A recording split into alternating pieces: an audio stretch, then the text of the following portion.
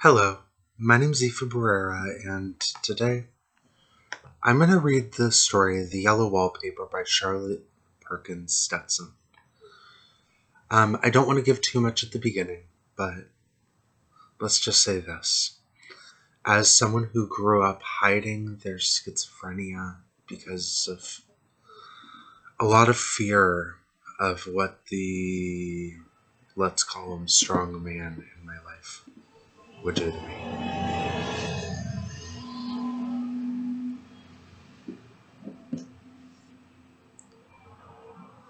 It is very seldom that mere ordinary people like John and myself secure ancestral halls for the summer.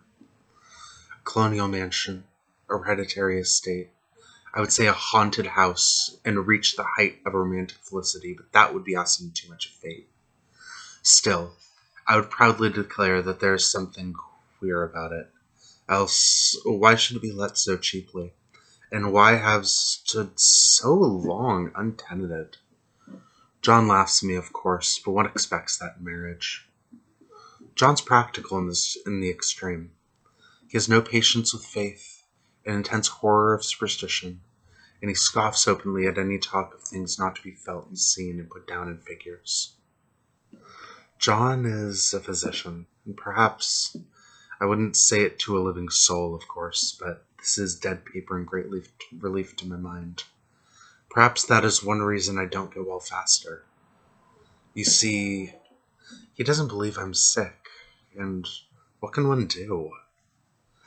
If a physician of high standing and one's own husband assures friends and relatives there's really nothing the matter with one but temporary nervous depression, slight hysterical tendency, what is one to do? My brother's also a physician and also of high standing. He says the same thing. So I take phosphates or phosphites, whichever it is, and tonics and journeys and air and exercise, and am absolutely forbidden to work until I am well again. Personally, I disagree with your ideas. Personally, I believe that congenial work with excitement and change would do me good. But what is one to do? I did write for a while in spite of them, but it does exhaust me a good deal, having to be so sly about it or else meet with heavy opposition. I sometimes fancy that in my condition, if I had less opposition, more society and stimulus. But John says the very worst thing I can do is to think about my condition, and I confess it does always make me feel bad. So, I'll let it alone. Talk about the house. The most beautiful place. It is quite alone, standing well back from the road, quite 3 miles from the village. It makes me think of English places you read about, for there are hedges and walls and gates that lock, and lots of separate little houses with gardeners and people. There's a delicious garden. Never saw such a garden, large and shady, full of box-bordered paths, lined with long grape-covered arbors with seats under them. And there were greenhouses too, but they're all broken now. There was some legal trouble, I believe, something about the heirs and co-heirs anyhow, but the place has been empty for years. That spoils my ghostliness, I'm afraid, but I don't care. There's something strange about the house. I can feel it. I even said so to John one moonlight evening, but he said what I felt was a drought, draft. What I felt was a draft. And so he shut the window. I got unreasonably angry with John sometimes.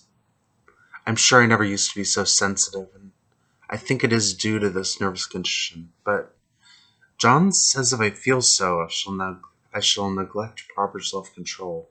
So I take pains to control myself, for him at least. And that makes me very tired. I don't like our room one bit. I wanted one downstairs that opened on the piazza and had roses all over the window and such pretty old-fashioned chintz hangings, but Jean would not hear of it. He said there was only one window and not room for two beds and no near room for him if he took another. He's very careful and loving, and he hardly lets me stir without special direction. I have a scheduled prescription for each hour in the day. He takes all care from me, and so I feel basely ungrateful not to value it more. He said we came here solely on my account, that I was to have perfect rest and all the air I could get. Your exercise depends on your strength, my dear, said he, and your food somewhat on your appetite. But air you can absorb all the time. So we took the nursery at the top of the house. It's a big, airy room, the whole floor nearly, and windows that look all ways, and air and sunshine galore.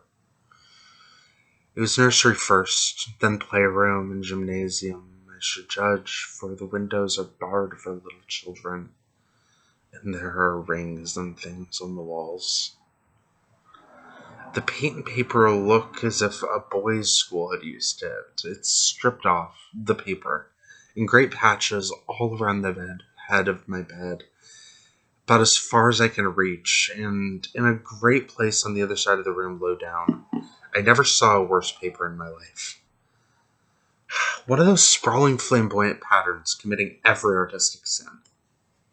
It's dull enough to confuse the eye in following, pronounced enough to constantly irritate and provoke study. And when you follow the lame uncertain curves for a little distance, they suddenly commit suicide, plunge off at outrageous angles, destroy themselves in unheard of contradictions. The colors are pallid, almost revolting, a smoldering, unclean yellow, strangely faded by the slow-turning sunlight. It's a dull yet lurid orange in some places, a sickly sulfur tint in others. No wonder the children hated it. I should hate it myself if I have to live in this room long. And there comes John, and I must put this away. He hates me to have me write a word.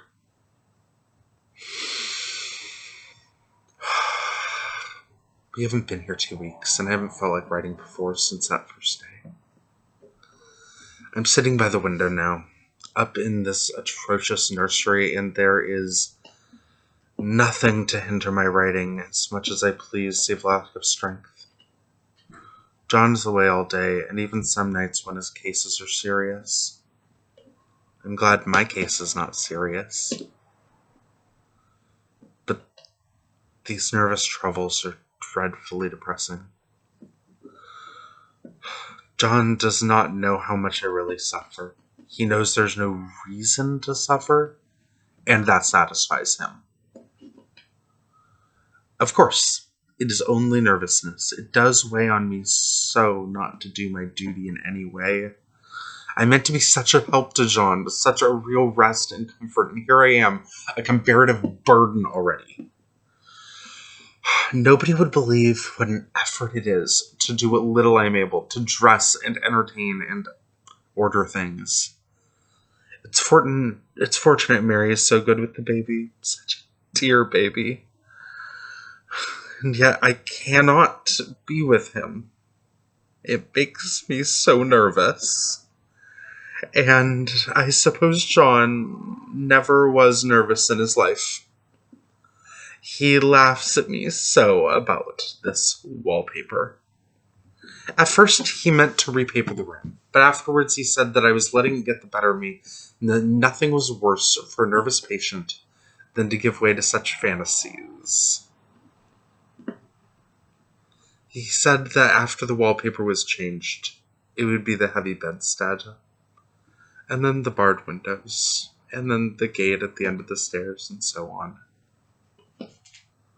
You know the place is doing you good, he said. And really, dear, I don't care to renovate the house just for a 3-month rental. Then let us go downstairs, I said. There are such pretty rooms there. Then he took me in his arms and called me a blessed little goose, and said he would go down a cellar if I wished, but whitewashed into the bargain.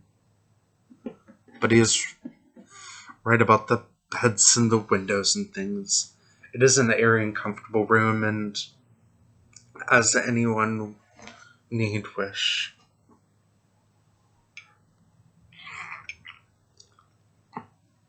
And of course, I would not be so silly as to make him uncomfortable just for a whim. I'm really good and quite fond of the big room. All but that horrid paper. Out of one window I can see the garden. Those mysterious, deep-shaded arbors, the riotous old-fashioned flowers and bushes and gnarly trees. Out of another I get a lovely view of the bay and a private wharf belonging to the estate. There's a beautiful shaded lane that runs down there from the house. I always fancy I see people walking in those numerous paths and arbors, but John has cautioned me not to give way to fancy in the least. He says that with my imaginative power and habit of story-making, a nervous weakness like mine is sure to lead to all manner of excited fancies, and that I ought to use my will and good sense to check out the tendency. So I try. I think sometimes that if I were only well enough to write a little, I would believe the press and ideas and rest me. But I find I get pretty tired when I try. It's so discouraging not to have any advice and companionship about my work.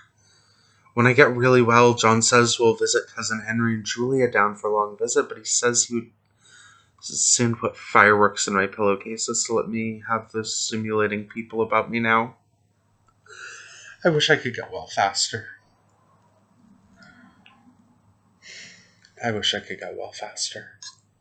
But I must not think about that.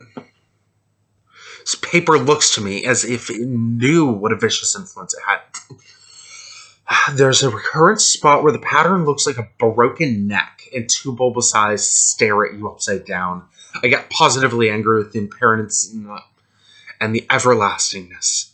Up and down and sideways they crawl, and those absurd and blinking eyes are everywhere, and there's this one place where the two breaths didn't match.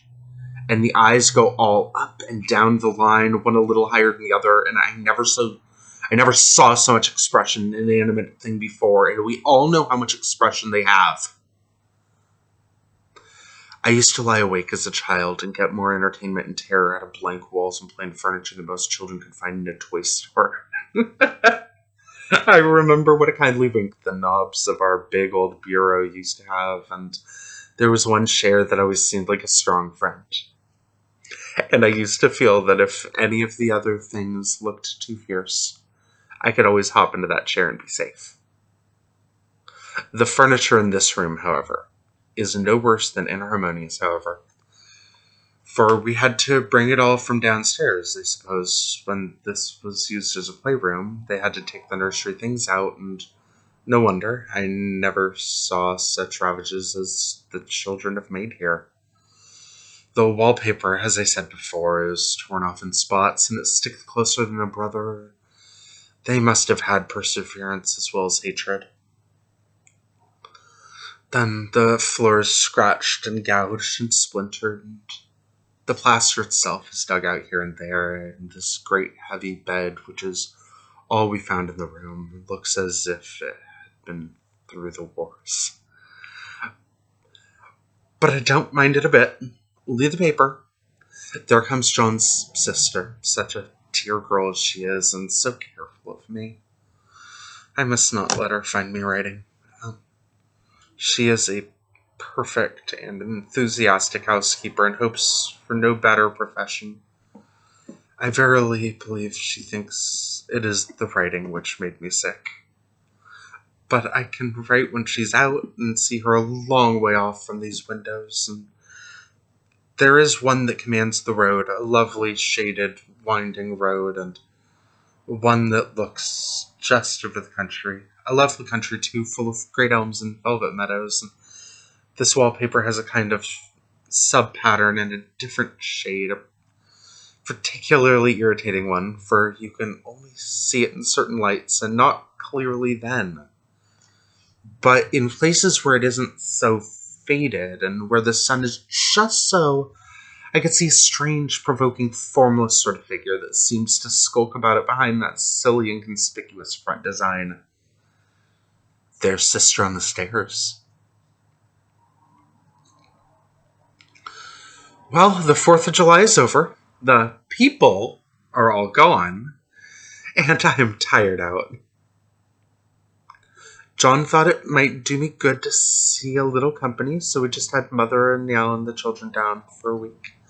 And of course, I didn't do a thing. Jenny sees to everything now, but it tired me all the same. John says if I don't pick up faster, he'll send me to Weir Mitchell in the fall. But I don't want to go there at all. I had a friend who was in his hands once, and she says he is just like John and my brother, only more so.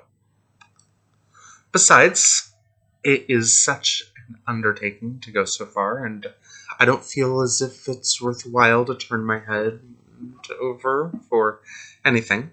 And I'm getting dreadfully fretful and querulous, and I cry at nothing, cry most of the time. Of course, I don't when John is here or anybody else, but when I am alone. And I am alone a good deal just now. John is kept in town very often by serious cases, and Jenny is good and lets me alone when I want her to. And so I walk a little in the garden or down that lovely lane, sit on the porch under the roses and lie down, appear a good deal. I'm getting really fond of the room in spite of the wallpaper. Perhaps because of the wallpaper? It dwells in my mind so, and I lie here on this great immovable bed. It's nailed down, I believe, and follow that pattern about by the hour. It's as good as gymnastics, I assure you. I start, we'll say, at the bottom, down in the corner over there where it has not been touched, and I determine for the 1000th time that I will follow that pointless pattern to some sort of conclusion. I know a little of the principle of design, and I know this thing was not arranged to have any laws of radiation or alteration or repetition or symmetry or anything else that I've heard of.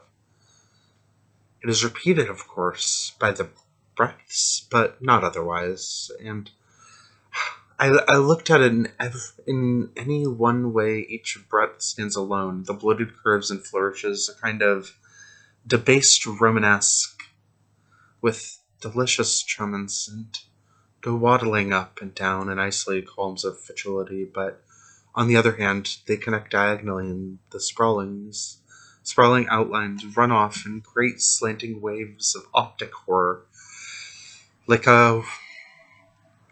a lot of wallowing seaweed in full chase. The whole thing goes horizontally, too. At least it seems so, and I exhaust myself in trying to distinguish the order of its going in that direction. They have used a horizontal breadth for a frieze, and that adds wonderfully to the confusion.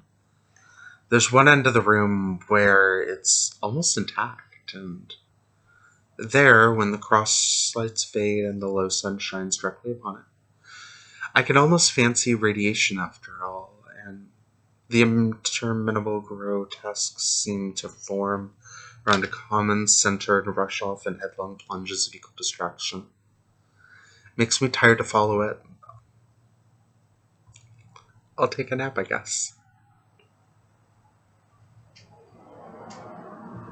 I don't know why I should write this, and I don't want to.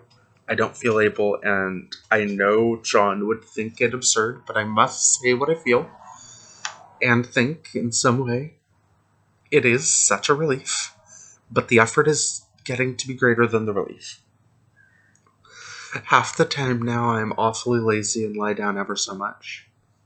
John says I mustn't loosen my strength, and has me take cod liver oil and lots of tonics and things, and to say nothing of ale and wine and rare meat. Dear John, he loves me dearly and hates to have me sick.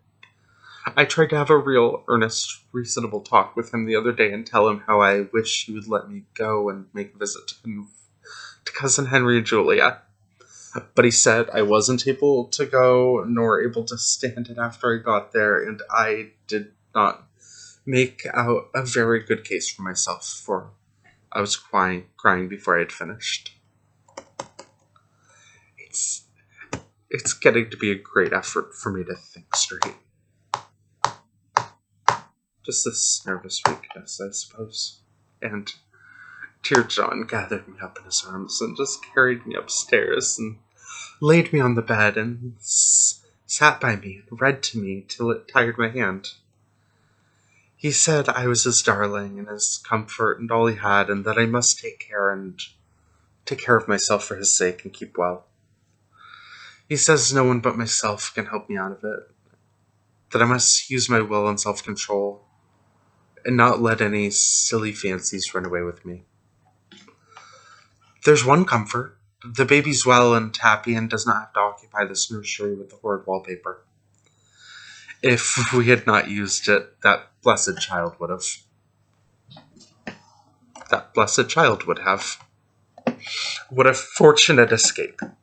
Why, I wouldn't have a child of mine, an impressionable little thing, live in such a room for worlds. I never thought of it before, but it is lucky that John kept me here after all. I can stand it so much easier than a baby, you see. Of course, I never mention it to them anymore. I'm too wise, but I keep watch of it all the time. There are things in that paper that nobody knows but me, or ever will. Behind the outside pattern, the dim shapes get clearer by the day. It is always it's always the same shape. It is always the same shape, but numerous, and it is like a woman stooping down and creeping about behind that pattern. I don't like it a bit. I begin to think John would take me away from here. It's so hard to talk with John about my case because he is so wise and because he loves me so, but I tried it last night. It was moonlight. The moon shines in all around as the sun does.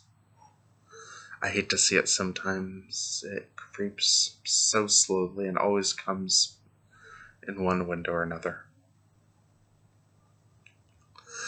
John was asleep and I had to waken him, and so I kept still and watched the moonlight on that undulating wallpaper until I felt creepy, and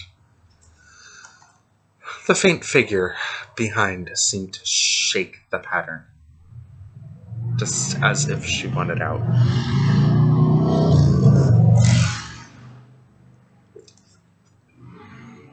I got up softly and went to feel and see if the paper did move. And when I came back, John was awake. "What is it, little girl?" he said. "Don't go walking about like that. You'll get cold."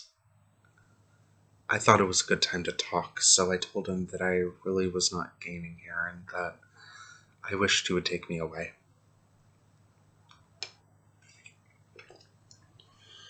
"My darling," said he, "our lease will be up in 3 weeks, and I can't see how to leave before.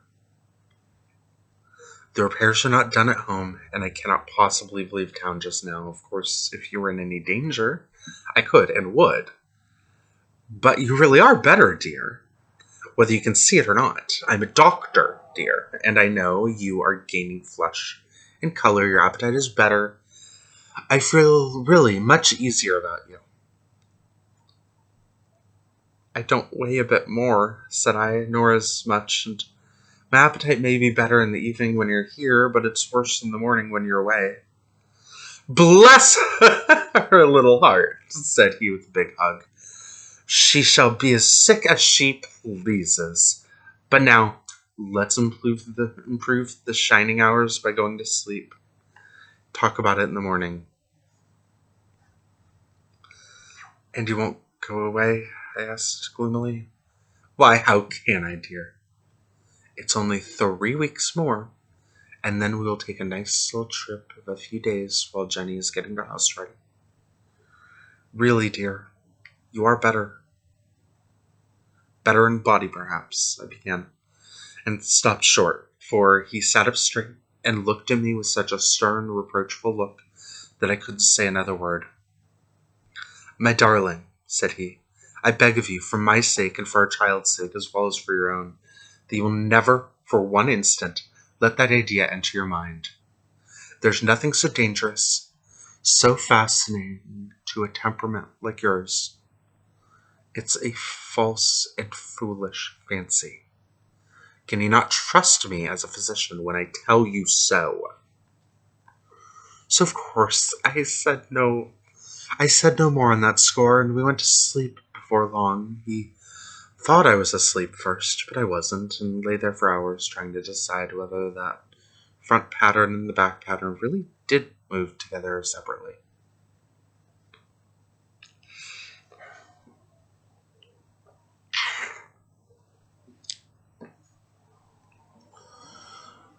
On a pattern like this, by daylight, there is a lack of sequence, a defiance of law that is a constant irritant to a normal mind. The color is hideous enough and unreliable enough and infuriating enough, but the pattern is torturing. You think you've mastered it, but just as you get well underway in following, it turns a back somersault, and there you are. It slaps you in the face, knocks you down, and tramples you. It's like a bad dream. The outside pattern is a florid arabesque, reminding one of fungus. If you can imagine a toadstool in joints, an interminable string of toadstools, budding and sprouting in endless convolutions, why, that's something like it. That is sometimes. There is one marked peculiarity about this paper, a thing nobody seems to notice but myself, and that is that it changes as the light changes. When the sun shoots in through the east window, I always watch for that first long straight ray. It changes so quickly that I never can quite believe it, and that is why I watch it always. By moonlight, the moon shines, and all night, when there's a moon, I wouldn't know it was the same paper. At night, in any kind of light, in twilight, candlelight, lamplight, and worst of all, by moonlight, it becomes bars. The outside pattern, I mean, and the woman behind it as plain as can be. I didn't realize for a long time that what the thing was that stood behind that dim sum pattern, but now I'm quite sure that it is a woman. By daylight, she is subdued quiet. I fancy it is the pattern that keeps her so still. It is so puzzling. It keeps me quiet by the hour. And I lie down ever so much now. John says it's good for me, and to sleep all I can.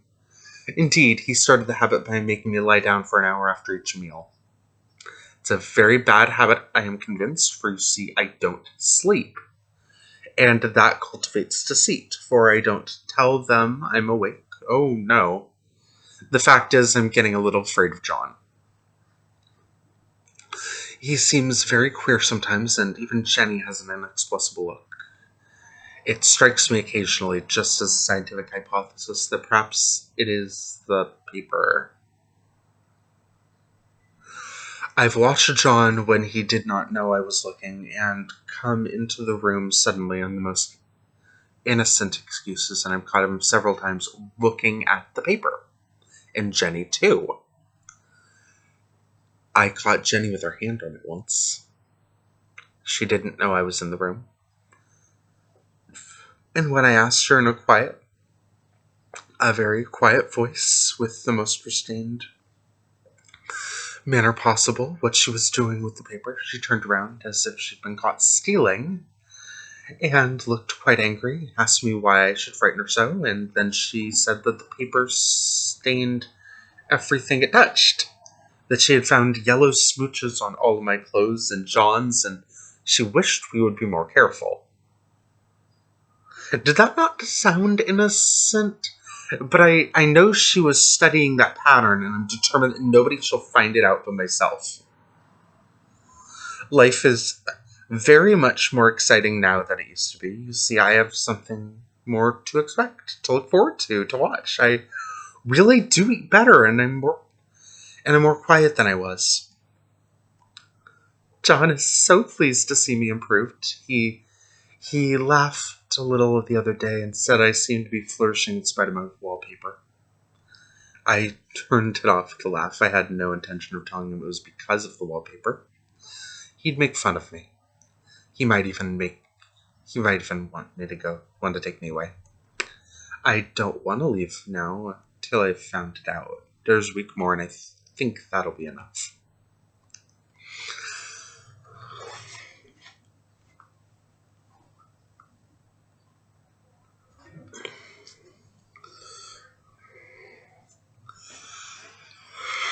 I'm feeling so much better. I don't sleep much at night, for it is so interesting to watch developments, but I sleep a good deal in the daytime. In the daytime, it's tiresome and perplexing. There are always new shoots on the fungus and new shades of yellow all over it. I cannot keep count of them, though I have tried conscientiously. It's the strangest yellow. That wallpaper, it makes me think of all the yellow things I ever saw. Not beautiful ones like buttercups, but old, foul, bad yellow things. But there's something else about that paper. The smell. I noticed it the moment we came into the room, but with so much air and sun, it wasn't bad. Now we've had a week of fog and rain, and whether the windows are open or not, the smell is here. It creeps all over the house.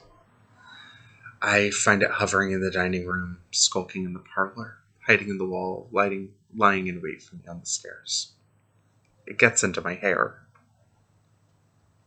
Even when I go to ride, if I turn my head suddenly in surprise, there is the smell. It's such a peculiar odor, too. I have spent hours in trying to analyze it, to find what it smells like, and it's not bad at first, and very gentle, but like the subtlest, most enduring odor I've ever met. And into this damp weather, it's awful. I wake up in the night and find it hanging over me. It used to disturb me at first. I thought seriously of burning the house to reach the smell. But now I'm used to it. The only thing I can think of, that it is like the color of the paper. A yellow smell. There's a very funny mark on this wall low down near the mopboard. A streak that runs around the room. It goes behind every piece of furniture except the bed. A long, straight, even smooch, as if it had been rubbed over and over. I wonder how it was done and who did it and what they did it for. Round and round and round and round and round and round. Round and round and round. It makes me dizzy. I really have discovered something at last. Through watching so much at night when it changes so, I've finally found out. The front pattern does move. And no wonder. The woman behind shakes it. Sometimes I think there are a great many women behind, and sometimes only one, and she crawls around fast, and her crawling shakes it all over, and then in the very bright spots she keeps still.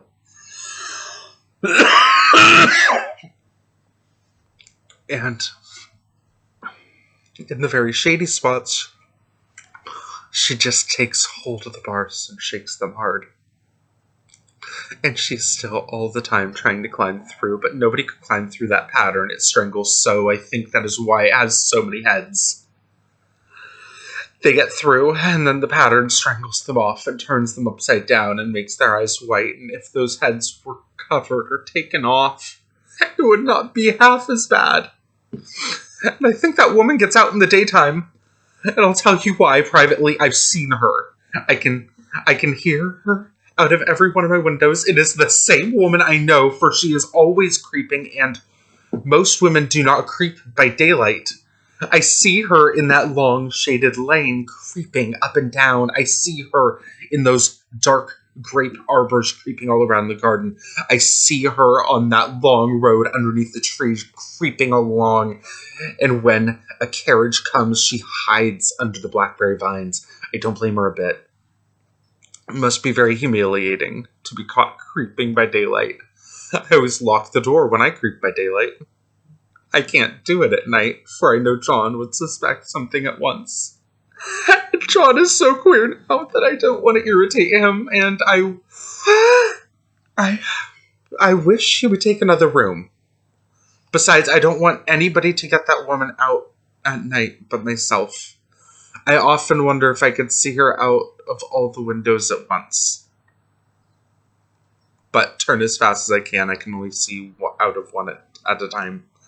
And though I always see her, she may be able to creep faster than I can turn, and I've watched her sometimes away off in the open country, creeping as fast as a cloud shadow in a high wind. If only that top pattern could be gotten off from the under one. I mean, to try it little by little. I have found out another funny thing, but I shan't tell it this time. It doesn't do to trust people too much. There are only 2 more days to get this paper off, and I believe John is beginning to notice. I don't like the look in his eyes, and I heard him ask Jenny a lot of professional questions about me. She had a very good report to give. She said I slept a good deal in the daytime. John knows I don't sleep very well at night, for all I'm so quiet. He asks me all sorts of questions, too, and pretended to be very loving and kind, and as if I couldn't see through him. Still, I don't wonder why he acts so sleeping under this paper for 3 months. It only interests me and Jenny. It only interests me, but I feel sure John and Jenny are secretly affected by it. Hurrah. This is the last day, but it is enough. John to stay in town overnight and won't be out until this evening. Jenny wanted to sleep with me, the sly thing, but I told her I should undoubtedly rest better for a night all alone.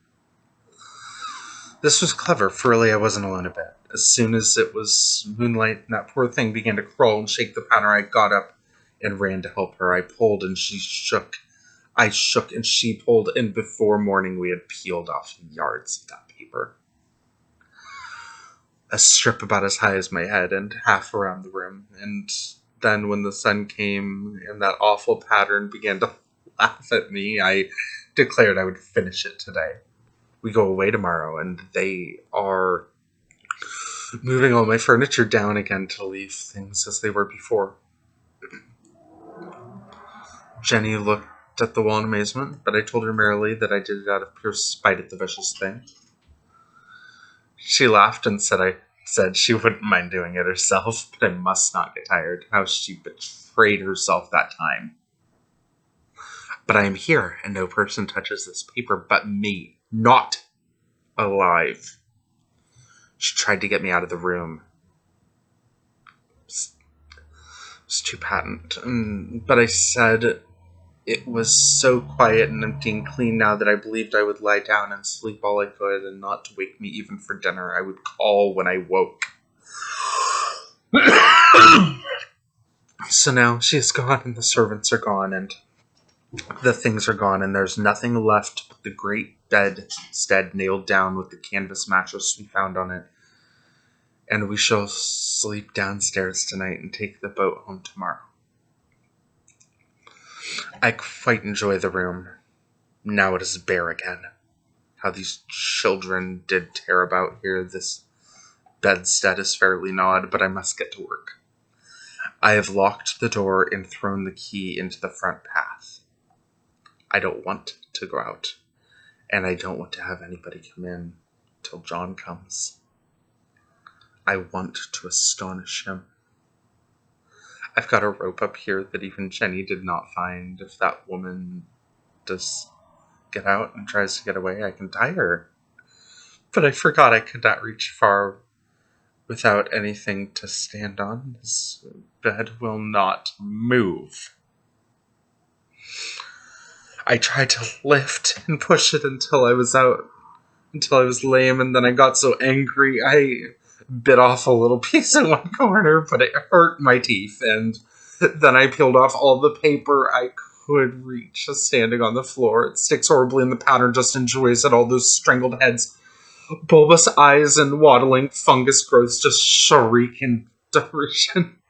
I'm getting angry enough to do something desperate. To jump out the window would be admirable exercise, but the bars are too strong to even to try. Besides, I wouldn't do it. Of course not. I know well enough that a step like that is improper and might be misconstrued.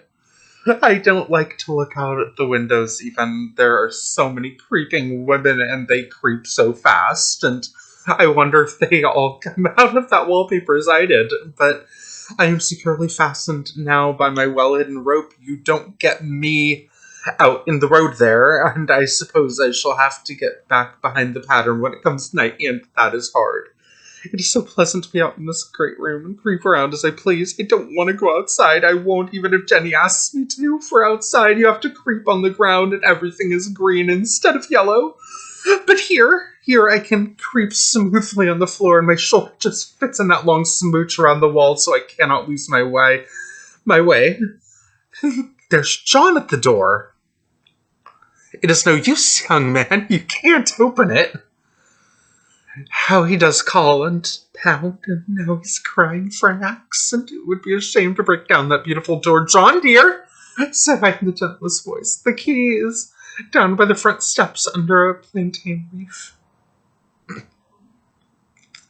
That silenced him for a few minutes, and then he said, very quietly indeed, Open the door, my darling.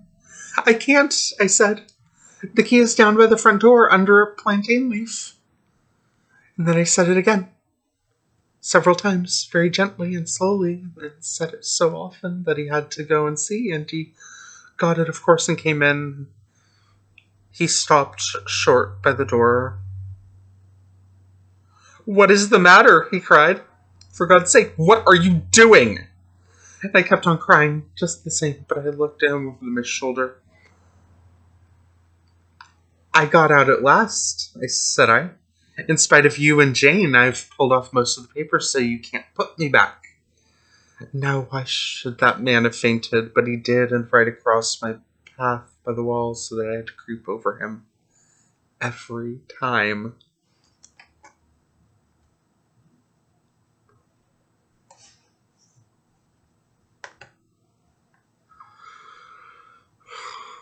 That one always gets me. I didn't know about it until a few years ago, but when it comes down to it, the yellow wallpaper is the closest feeling I ever had to being an abused kid. Desperate and lonely and hurting. Struggling with schizophrenia, with living in a world that I couldn't explain to anybody, and I hope you get something out of it. Sometime soon, I'm gonna give a full talk on my thoughts, my opinions, what I think someone who has never lived like this can gain here, because, like most issues, I think the problem's a lack of understanding. People are bigots because they're afraid and confused. They don't know how a person can live a life that's not like theirs, and when it comes down to it, when you can't interface with the world in the same way as others, there's no going through it the same way. There's just understanding each other.